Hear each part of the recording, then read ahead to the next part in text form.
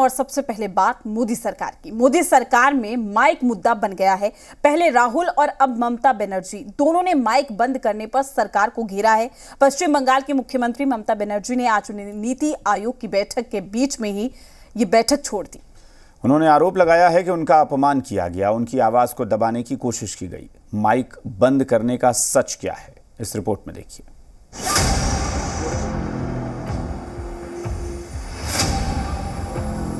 देश की सियासत में पिछले कुछ दिनों से माइक पर जारी महाभारत में एक अध्याय ममता बनर्जी का भी जुड़ गया, जो आज नीति आयोग की बैठक में शामिल होने पहुंची थी। प्रधानमंत्री नरेंद्र मोदी की अध्यक्षता में दिल्ली में हुई नीति आयोग की इस बैठक में बीजेपी शासित मुख्यमंत्रियों के अलावा पश्चिम बंगाल की सीएम ममता बनर्जी भी शामिल हुई थी।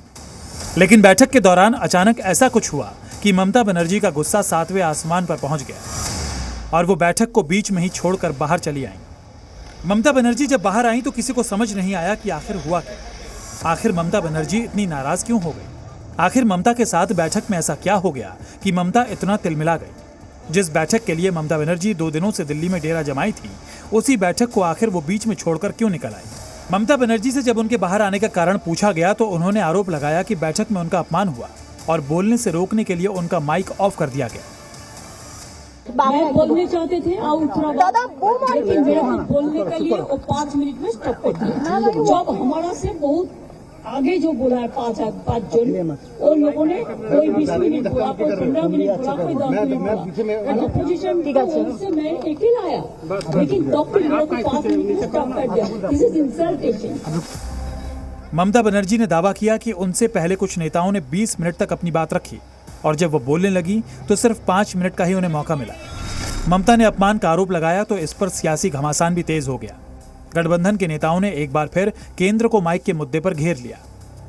ये तो प्रजातंत्र की हत्या है और इस बात को इंडिया गठबंधन ने पहले ही समझ लिया था, इसका बहिष्कार किया था और वही जो आशंका थी वही हुआ।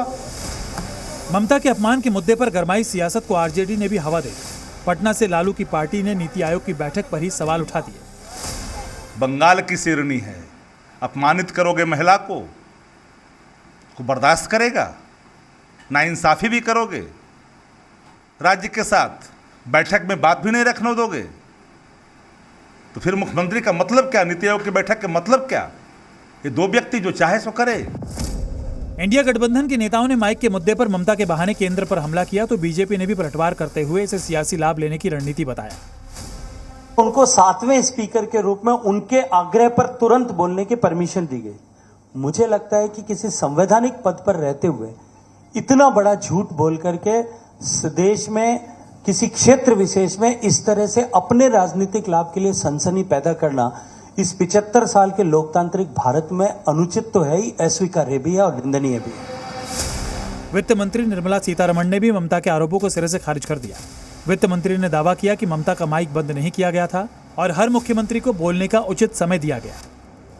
Mamata Banerjee ji also speaking, but apparently she is now conveyed to the media or conveyed through the media that her mic was put off. That is completely false. Every chief minister was given their due time to speak.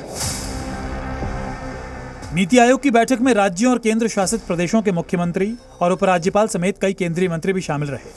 लेकिन budget में भेदभाव का आरोप लगाकर India गठबंधन के 6 मुख्यमंत्रियों ने पहले ही नीति आयोग की बैठक का बहिष्कार कर दिया था। तमिलनाडु के मुख्यमंत्री स्टालिन साहब ने तो पहले कहा है कि हम नहीं जाएंगे। केजरीवाल साहब को जेल में डाला है। और भी मुख्यमंत्री हैं, वो नहीं जाना चाहते। तेलंगाना के मुख्यमंत्री नहीं जाना चाहते, इसलिए कि नीति आयोग देश के विकास में समतोल नहीं रख रही है। आपने बजट में भी देखा है